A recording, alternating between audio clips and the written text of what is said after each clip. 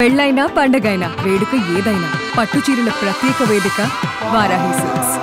Amaravati airport ఎక్కడ ఏర్పాటు చేయాలనే అంశం పైన ఒక క్లారిటీ వచ్చేసినట్టేనా? చాలామందికి ఉన్న ఎయిర్పోర్ట్లే సరిగా ఆపరేషన్స్లోకి రావట్లేదు, ఈ ఎయిర్పోర్ట్ ఎందుకు అనేటువంటి ప్రశ్న పదే పదే వస్తుంది. అలానే ఈ వీడియోలు, ఇలాంటి వీడియోలు చేసిన ప్రతి సందర్భంలోనూ విమర్శలు కూడా బాగానే వస్తున్నాయి. కానీ జరుగుతున్నటువంటి యాక్టివిటీని యాజ్ ఇట్ ఈస్గా రిపోర్ట్ చేయాలి. అలానే పాసిబిలిటీస్, ప్రాబబిలిటీస్ ఏంటి అనేటువంటి అంశాలపైన ఎలాంటి డిస్కషన్స్ జరుగుతున్నాయో వాటిని మాత్రమే మీకు అందించేటువంటి ప్రయత్నం చేస్తున్నా. అమరావతి ఎయిర్పోర్ట్కు సంబంధించి ఒక అడుగు ముందుకు పడింది. వాస్తవానికి రాష్ట్ర ప్రభుత్వం కొన్ని ప్రదేశాలని, దాదాపు 6 ప్రదేశాలను పరిశీలించిన తర్వాత వాటిని శాస్త్రీయమైనటువంటి ఫీల్డ్ లెవెల్ అధ్యయనం కోసం అధికారుల ముందరుంచింది. ఈ నేపథ్యంలోనే ఎయిర్పోర్ట్స్ అథారిటీ అధికారుల సహకారం తీసుకోవడం ద్వారా అమరావతి ఎయిర్పోర్టుకు సంబంధించి కొన్ని చోట్ల ఫీల్డ్ సర్వేలు జరుగుతున్నట్టుగా సమాచారం వస్తుంది. ఆయా ప్రాంతాల్లో ఉన్నటువంటి వెసులుబాట్లు, ప్రభుత్వానికి ఉన్నటువంటి భూములు, భూసేకరణ విషయంలో ఎదురయ్యేటువంటి సమస్యలు, వీటిని ప్రాథమికంగా అధ్యయనం చేసే విధంగా రాష్ట్రానికి సంబంధించినటువంటి అధికారులు, విమానయాన రంగానికి సంబంధించినటువంటి నిపుణులు ఈ బృందంలో ఉన్నట్టుగా తెలుస్తుంది.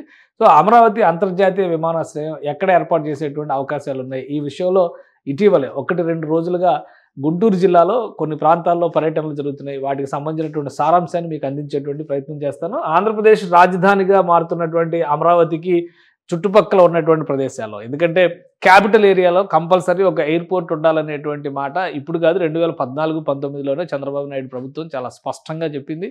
మంగళగిరి పరిసర ప్రాంతాల్లో ఒక అంతర్జాతీయ విమానాశ్రయాన్ని నిర్మిస్తామనేటువంటి ప్రతిపాదన కూడా ఆ రోజుల్లోనే చేశారు. ఇప్పుడు కూటమి ప్రభుత్వం ఏర్పడిన తర్వాత శరవేగంగా పనులు జరుగుతున్నటువంటి విధానం, అవకాశాలని దృష్టిలో పెట్టుకోవడం, రాబోయేటువంటి 3 ఏళ్లలో దానికి కావాల్సినటువంటి ప్రాతిపదికను సిద్ధం చేసుకోవడం, ఈ క్రమంలోనే అమరావతిలో నిర్మాణం అవుతున్నటువంటి ఔటర్ రింగ్ రోడ్డు పరిధిలో ఉన్న ప్రాంతాలపైన అధ్యయనం చేస్తారు. సిఆర్డీఏ పరిధిలో ఒక అంతర్జాతీయ విమానాశ్రయాన్ని నిర్మిస్తామనేటువంటి మాట మంత్రి నారా లోకేష్ ట్వీట్ల రూపంలో తెలియజేశారు. దావోస్ పర్యటన సందర్భంలో ప్రస్తావించారు. ఆ తర్వాత శాస్త్రీయ అధ్యయనాలకు సంబంధించి అధికారులకు కూడా ఆదేశాలు జారీ చేసినట్టుగా తెలిసింది. ఈ నేపథ్యంలోనే అమరావతి ప్రాంతంలో ఒక ప్రదేశం పైన ఎక్కువ ఫోకస్ పెట్టినట్టుగా తెలుస్తుంది. ఆ ప్రదేశం ఏంటి అనేది ఒకసారి మనం పరిశీలించేటువంటి ప్రయత్నం చేద్దాం. అమరావతికి అలానే గుంటూరు నగరానికి అతి సమీపంలో ఉన్నటువంటి ప్రదేశాలని ఈ బృందం పరిశీలించినట్టుగా తెలుస్తుంది. అది ఎక్కడ ఉంది, ఎంత దూరంలో వస్తుంది ఒకసారి పరిశీలిద్దాం. ఇది గుంటూరు నగరానికి సంబంధించినటువంటి అతి సమీపంలో ఉన్నటువంటి డోకిపర్రు ప్రాంతం. ఈ డోకిపర్రు ప్రాంతాన్ని ఒక్కసారి మనం ఇట్లా టోటల్ జూమ్లో కనుక గమనించి చూస్తే ఇక్కడ ఒక క్లారిటీ కనిపిస్తుంది. ఒక సర్కిల్ రూపంలో కనిపిస్తుంది. ఇది గుంటూరు సిటీ, ఇది విజయవాడ సిటీ, అంటే గన్నవరం ఎయిర్పోర్ట్ ఇక్కడ ఉంది. ఇక అమరావతి నగరం ఇక్కడ నిర్మాణం జరుగుతుంది. డోకిపర్రు అనేటువంటి ప్రాంతం ఇక్కడ ఉంది. దీని సరౌండింగ్స్లో ఇక్కడ ఈ ట్రయాంగిల్లో కనిపిస్తున్నటువంటి ప్రదేశం మొత్తం కూడా, ఈ ప్రదేశాల్లో ప్రభుత్వానికి సంబంధించి దాదాపుగా 1000 ఎకరాల భూములు అందుబాటులో ఉన్నట్టుగా ఒక సమాచారం ఉంది. అంటే ఇది తాడికొండ మండలం, పక్కన ఒక 3 మండలాలు కనిపిస్తున్నాయి. తాడికొండ మండలం, మేడికొండూరు మండలం, అలానే అమరావతి మండలం. అమరావతి అంటే పాత అమరావతి మండలం. ఈ 3 మండలాలకు సంబంధించి, ఒకటి తాడికొండ, రెండోది ఇది కొంచెం గుర్తుపెట్టుకోవాల్సినటువంటి విషయం, రెండోది మేడికొండూరు. ఈ పరిసర ప్రాంతాల్లో ఉన్నటువంటి ప్రదేశాల్లో ప్రభుత్వ భూములపైన అధ్యయనం చేస్తున్నట్టుగా సమాచారం ఉంది. మూడోది అమరావతి మండలం. ఈ 3 మండలాల పరిధిలోకి వస్తున్నటువంటి గ్రామాలు, అక్కడ ప్రభుత్వ పరిధిలో ఉన్నటువంటి భూములు, వీటిపైనే అధికారులు అధ్యయనం చేసినట్టుగా తెలుస్తుంది. అందులో డోకిపర్రు దగ్గర నుంచి పాయింట్ మొదలు పెడితే ఇలా ఈ ట్రయాంగిల్లో చూసినప్పుడు మొత్తం అమరావతికి అత్యంత సమీపంలో, ఇటు అమరావతి నుంచి చూసినప్పుడు మ్యాక్సిమం 15 గంట నుంచి 20 నిమిషాల్లో అమరావతి రీచ్ అయ్యేటువంటి ప్రదేశం. ఇటు గుంటూరు నగరానికి కూడా దాదాపుగా అంతే సమయం కనిపిస్తుంది.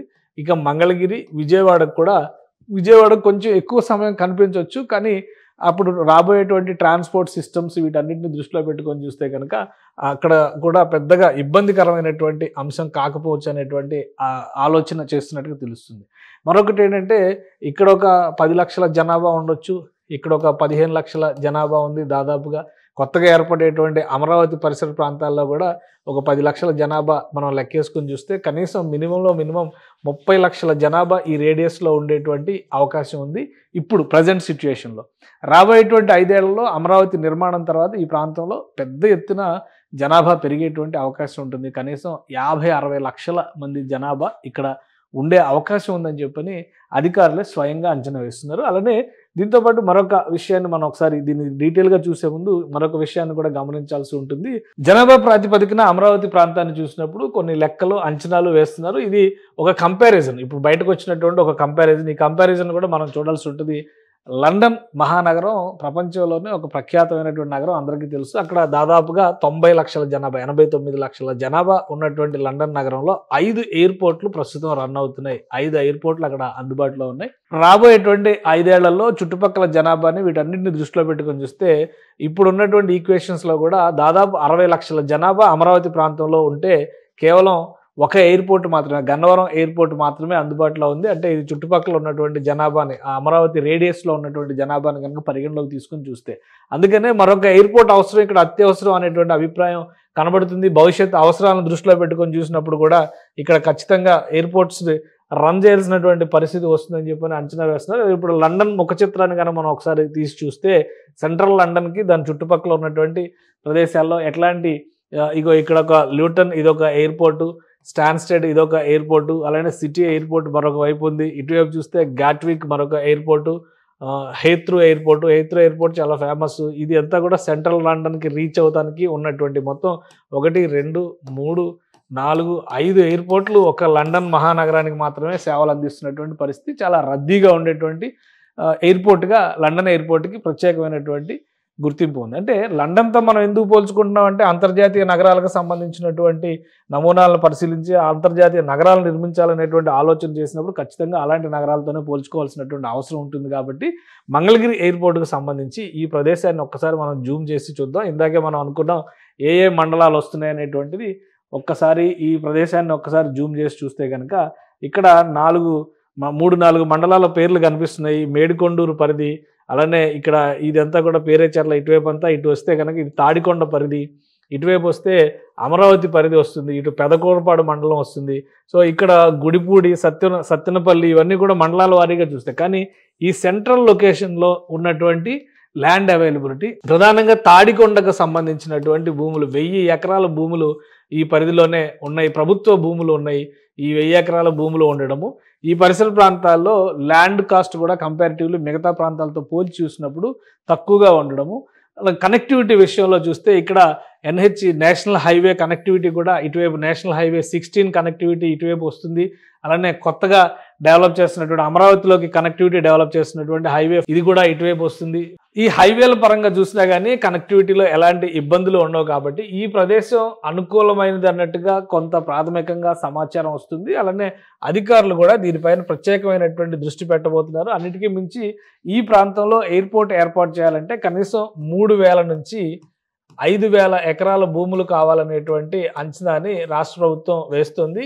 3000 నుంచి 5000 ఎకరాలు అంటే ఈ ప్రాంతంలోనే 10,000 ఎకరాలు, 1000 ఎకరాల వరకు ప్రభుత్వ భూములే ఉన్నాయి. కాబట్టి 1000 ఎకరం భూములు ఉన్న నేపథ్యంలో ఇబ్బందులు ఏవి ఉండవు. ఇంకా మిగతా భూముల్ని సేకరించేటువంటి క్రమంలో ఈ ప్రాంతంలో భూముల ధరలు కూడా కొంత తక్కువగా ఉన్నాయి. కాబట్టి సేమ్ అమరావతికి ఏదైతే ల్యాండ్ పూలింగ్ విధానాన్ని అనుసరించారో ఆ తరహాలోనే ల్యాండ్ పూలింగ్ పద్ధతిలో వెళ్తే భూసేకరణ కూడా పెద్ద సమస్య కాకపోవచ్చు అనేటువంటి ఆలోచన చేస్తున్నారు. పైగా ఇప్పుడే ఎందుకు ఇంత తొందరపడుతున్నారంటే ప్రాథమికంగా ఇవ్వాల్సినటువంటి క్లియరెన్స్లు, అమరావతికి సంబంధించినటువంటి గ్రీన్ఫీల్డ్ ఎయిర్పోర్ట్కు సంబంధించినటువంటి ఫీజిబిలిటీ సర్వేలకు సంబంధించి ఆల్రెడీ విమానయాన శాఖకి రిపోర్ట్ సబ్మిట్ చేయాలి. కాబట్టి కన్సల్టెంట్ల నియామకాన్ని కూడా రాష్ట్ర ప్రభుత్వం ప్రారంభించింది. అక్కడ విమానయాన శాఖ, పౌర విమానయాన శాఖ దీనికి సంబంధించినటువంటి క్లియరెన్స్ ఇవ్వడానికి కూడా దాదాపుగా 6 నెలల నుంచి సంవత్సర కాలం సమయం పడుతుంది.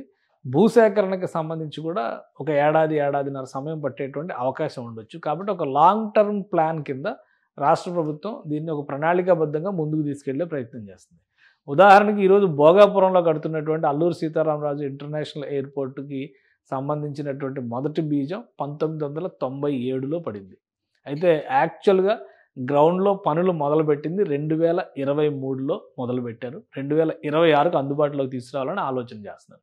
సో ఇంత సుదీర్ఘమైనటువంటి సమయం అమరావతి ఎయిర్పోర్ట్కి పట్టేటువంటి అవకాశాలు లేవు. కాకపోతే అక్కడ ఉన్నటువంటి భూములు అందుబాటులో ఉన్నటువంటి పరిస్థితి, అమరావతి నిర్మాణం 2-3 ఏళ్లలో జరిగేటువంటి ప్రక్రియలో భాగంగానే ఈ ప్రొసీజర్స్ అన్నీ కంప్లీట్ చేసుకుంటే రాబోయే రోజుల్లో వీలైనంత వేగంగా శరవేగంగా ఎయిర్పోర్ట్ నిర్మాణం చేయడానికి అవకాశం ఉంటుందని రాష్ట్ర ప్రభుత్వం భావిస్తుంది. అందులో భాగంగానే ఈ అధ్యయనాలు చేస్తున్నట్టుగా తెలుస్తుంది. ఈ అధ్యయనాలతో పాటు రాబోయేటువంటి రోజుల్లో అమరావతి ప్రాంతంలో మరింత జనసమ్మర్దం రాకపోకలు పెద్ద ఎత్తున జరుగుతాయి. కాబట్టి ఇది పాత అమరావతి నగరం, ఇప్పుడు కొత్తగా డెవలప్ అవుతున్నటువంటి అమరావతి నగరం.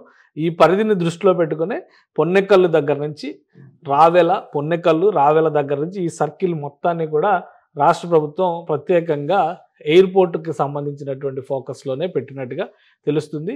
ఇది గుంటూరు నగరానికి ఇటు ఆనుకుని ఉంటుంది, ఇటు అమరావతి నగరానికి ఆనుకుని ఉంటుంది, ఇటు వెళ్లేందుకు విజయవాడకు రాకపోకలకి అవకాశం ఉంది. కాబట్టి ఇదే అత్యంత అనువైనటువంటి ప్రదేశం అని చెప్పని భావిస్తున్నట్టుగా తెలుస్తుంది. ప్రాథమిక అధ్యయనాలు అయిన తర్వాత దీనిపైన ఫీజిబిలిటీ స్టడీస్ కూడా జరుగుతాయి. ప్రత్యామ్నాయంగా చెప్పినటువంటి 4-5 ప్రాంతాలు 4-5 ప్రదేశాల విషయంలో కూడా ప్రభుత్వం ఒక క్లారిటీకి వచ్చింది. గన్నవరం ఎయిర్పోర్ట్కి దూరంగా ఉండడంతో పాటు గుంటూరు జిల్లా పరిధిలో కృష్ణానదికి ఆవల కంటే కృష్ణానదికి ఈవల ఈ ఎయిర్పోర్ట్ని డెవలప్ చేయడం వల్ల ఎక్కువ ప్రయోజనాలు ఉంటాయి అనేటువంటి అభిప్రాయాన్ని ఇప్పటికే ప్రభుత్వంలోని కొందరు పెద్దలు వ్యక్తపరిచినటువంటి నేపథ్యంలోనే క్షేత్రస్థాయిలో కావలసినటువంటి అధ్యయనాలని రాష్ట్ర ప్రభుత్వం ప్రారంభించింది. సుమన్ టీవీలో మీ పర్సనల్ అండ్ బిజినెస్ ప్రమోషన్స్ కోసం కింది నెంబర్కి కాంటాక్ట్ చేయండి.